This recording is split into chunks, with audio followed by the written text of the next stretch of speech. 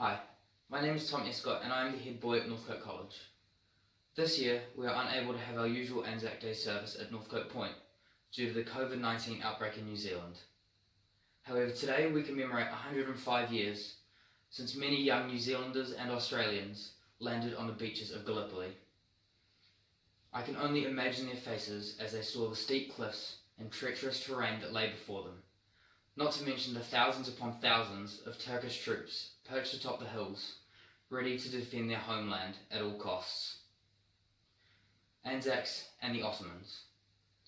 Two pawns locked in an epic struggle, with no pre-existing bad blood between them, no rivalry or hatred. Both sent forward into battle under the influence of more powerful nations to fight and die. Nearly 8 months later, 2,779 Kiwi soldiers had lost their lives in that foreign land, along with a further 13,918 soldiers who lost their lives during the Great War in France and Belgium, during battles such as the Somme and at Passchendaele. For many soldiers, the war was meant to be a great adventure, the chance to leave our small islands and see the world. Of those that returned home, many were wounded physically, but all were wounded mentally, suffering long-lasting trauma caused by their time on the front line. Families around New Zealand and in our community were mourning the death of loved ones and friends. For example, the 20 young men attending Northcote College, whose education was interrupted by the call of duty for their country. They never returned.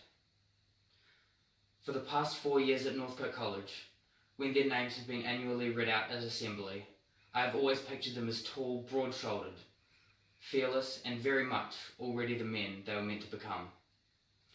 It is only recently that I realised that they were the same age as I am now, and I am not totally fearless, nor staunch or tall, and I still have much more life to live, and so much more that I want to become.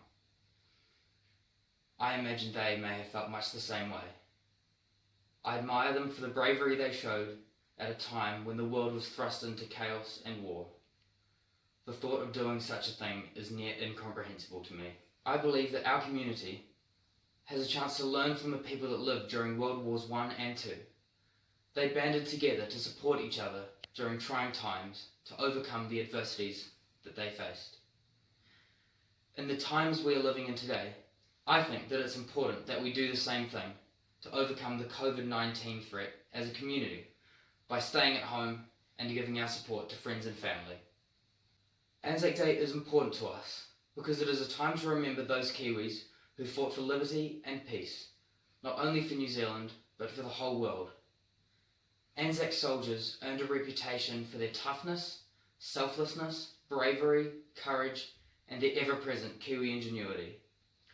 About this time last year, I was at Te Papa Museum in Wellington, and I remember reading about a New Zealander who displayed all of these virtues one day in the trenches when a grenade flew over the parapet and landed in the middle of a bunch of soldiers. All of them but one ran and dove for cover. That one soldier, in a split second, bended down, picked up the grenade and tossed it back over the trench wall. Due to that Kiwi soldier's quick thinking, the technique became extremely popular among soldiers, and ANZACs were well known for it. In fact, it was so effective that the Turkish soldiers shortened their fuses, risking premature detonations just to try and combat seeing their own grenades flying back at them.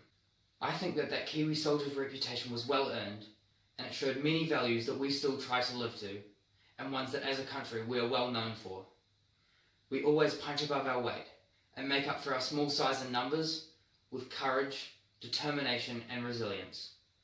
I love New Zealand and I would not have wanted to grow up anywhere else in the world. And part of that pride is being able to talk about the people who have fought for this country and its freedom.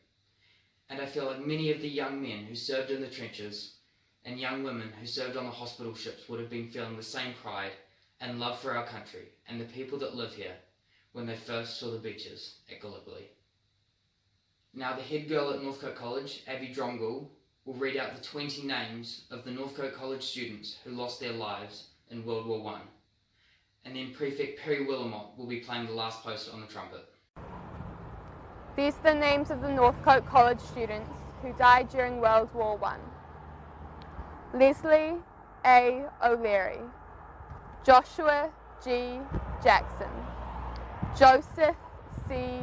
Lowe, Ernest J. Donahue, Joseph E. Woodford, Robert F. McClymont, Gloucester F.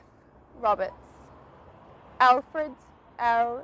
Speedy, Ernest Neal, Alfred Neal, Sidney E.